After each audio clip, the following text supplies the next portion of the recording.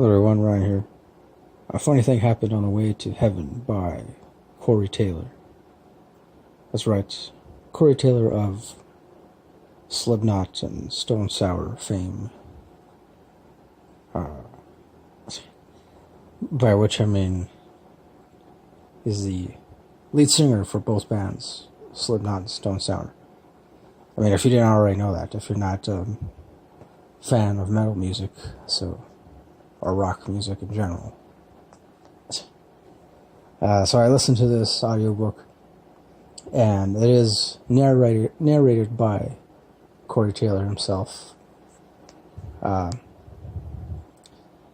Which I guess, made it a little easier to get through, because I tried to, I had kind of skimmed through the physical book, and I decided to go with the audiobook just because it's read by Corey Taylor. And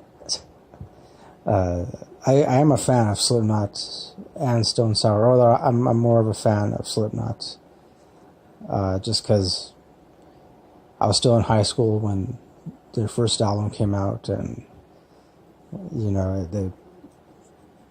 for me and my circle of friends, they quickly became one of those bands that we were always talking about.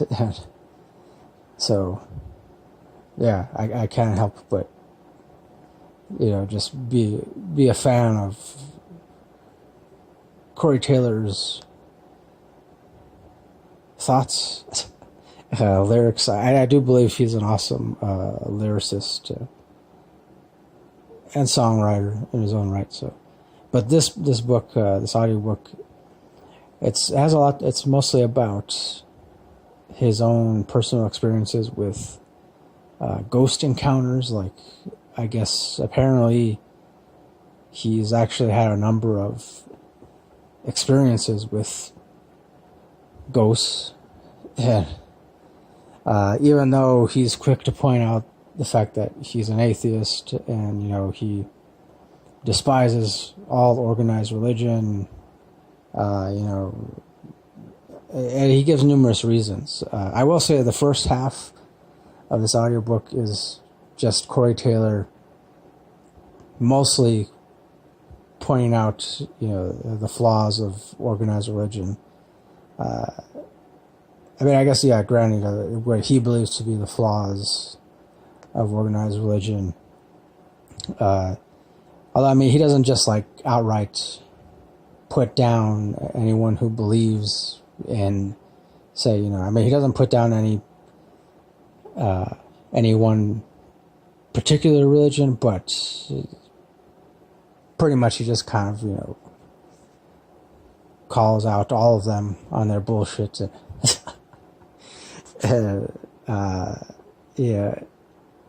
I guess I will admit there were some, certain points where I got kind of tired of hearing him ramble on about just, the fact that he hates religion. Not because I didn't agree with him. I agree with him for the most part. Even though I don't consider myself to be an atheist. I also don't consider myself to be. I don't adhere to any particular spiritual denomination. I'm not sure if that's the correct way to word it, but in other words, for the most part, I agreed with what he said about the fact that religion does tend to divide people more than it actually helps people. Even though, from time to time it can help people, but unfortunately, too often it's just proven to just divide people more than it helps. So, and that I definitely agree with. But I guess just for me, it just seemed like he just kept rambling on about, that he hates religion, and eventually got to the point where, I actually said out loud, I was like, "Okay, man, we get it. Start talking about the ghost stuff," and but then eventually he does, towards the second half of this audiobook, that's when it really gets interesting, because then he starts to go into detail about his different experiences. Like, supposedly, I guess when he was a little kid, his first encounter with some kind of ghost, like him and his friends, they went exploring in some like old vacant house or something, and it was late at night, and then they went inside the house and they heard like some loud sound or something. They all freaked out and they started running. They ran out of the house, and then but Corey, he fell through, like, I guess it was like an old floorboard or something on the front porch, and so he was stuck. It took him a while to get his foot free, and then once he did, he turned around, and then supposedly he said that he saw like a very vivid image of some old man staring at him. I guess it was like for no more than a couple seconds, and he quickly turned around and started running again, and he stopped and he looked back, and that face of the old man was no longer there. And so I guess pretty much since then, he's been fascinated by, I guess you could say, the different paranormal stuff. So then I guess after that, like, he had several other experiences. One thing I found interesting was, I guess, after Slipknot had some success, I guess it was after their, I want to say, first two albums came out, he purchased some old mansion. I want to say it was called actually I forgot what it was called. But he purchased this old mansion, which was somewhere in Iowa. He's from Iowa. In fact, I believe most of the members from Slipknot are from Iowa. So he purchased this old, like, 100-year-old mansion. He moved into it, and it was like the first home that he was able to buy. He moved in, and then I guess not really knowing about its the previous occupants or whatever. But anyway, so he became convinced that it was haunted, and he had all these different experiences where he would, like, let's say he would leave a room for, I mean, maybe like no more than 5 minutes, and he would come back, and then everything would be scattered on the floor, like all the books from his bookshelves would be thrown on the floor, like CDs, and sometimes furniture would be moved around. And so, and I guess, he talks about how this happened more than a handful of times. So because of that, he became convinced that, the mansion that he bought was haunted. And then later on, I guess after his son was born, his son's name is Griffin, but when his son was like a toddler, I guess, he would look after him, and he said that one night he was holding his son and then walking down the stairs, and that all of a sudden that he felt this hard push, like if somebody pushed him deliberately or something, and he fell down the stairs, but he was able to quickly turn around, so, in order to make sure that he landed on his back, in order to ensure that his son wouldn't be hurt. So, in other words, so that his son could, like, land on him instead of landing on the floor. And I guess, he said it was a very interesting experience, but also that, it pissed him off, and then I guess and it pissed him off even more, not just because, it put his son in danger, but also because it was, there was no physical culprit. Like, it wasn't like an actual person that did it. So, and it pissed him off even more. And, and apparently like one night,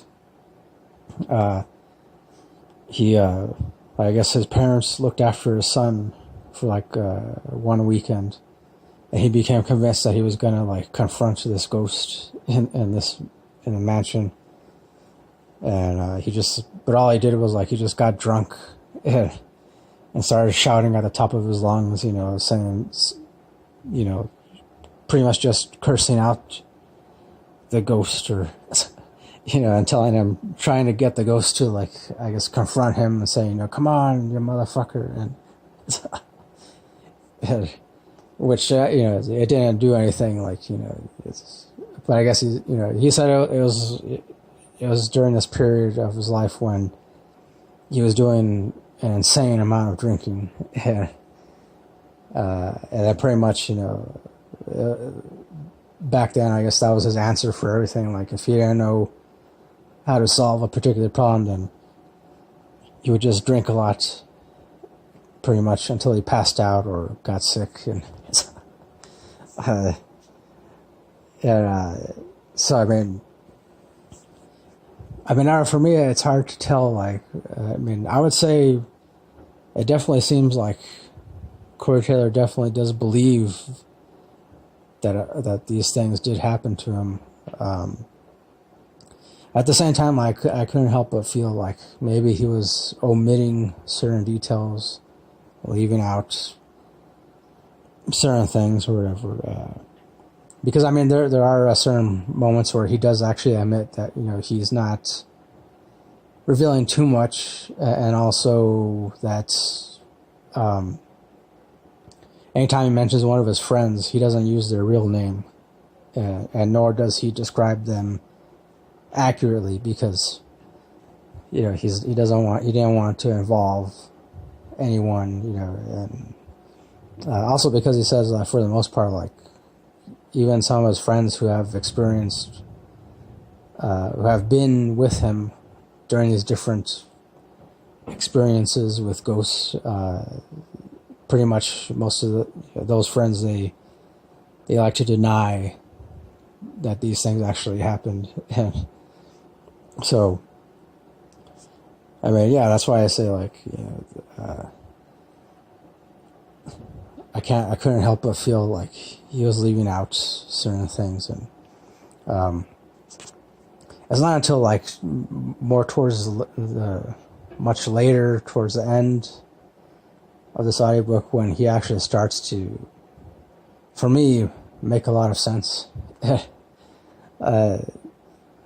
Because he did a lot of research, and he even like went on these different ghost hunting trips with I guess several different quote unquote ghost hunters, and he looked into different things, like as far as like detecting the presence of energy, like different energy signals, also stuff like EVP.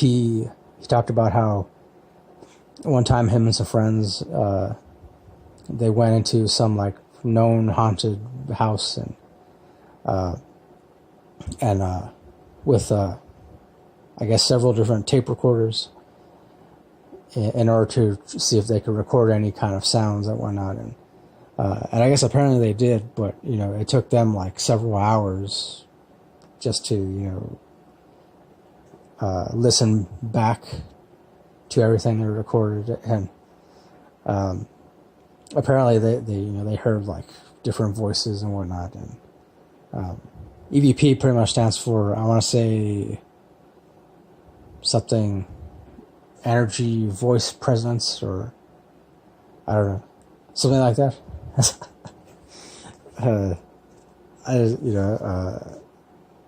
I guess like there were certain parts of this where I kind of tuned out, because not so much that I didn't believe most of what he was talking about, but more like I struggled to wrap my brain around the different things he was talking about. I mean, I don't know, like for me personally, I would say I don't necessarily believe in ghosts. But I would say that I do believe in energy. I believe in the fact that, which is something that Corey Taylor also, he talks about in this audiobook, and that I also agree with, is that, pretty much everything in the universe is made up of the same exact energy. And energy can never be destroyed, no matter what. Energy simply takes on different forms. Energy can be reshaped, reformed, reused, recycled, and therefore it only makes sense that the fact that after someone dies, maybe they do leave behind some kind of energy, residual energy. Because yes, even like I said, everything in the universe is made up of the same energy, and yes, that includes human beings. And yeah, as human beings, we emit a certain amount of energy, whether we realize it or not. I like that Corey Taylor, he points out the fact that the average human body emits a certain amount of energy that's like pretty much the equivalent of a 9-volt battery, or at least something, or like really close to the equivalent of a 9-volt battery. So yeah, I mean, hey, I figure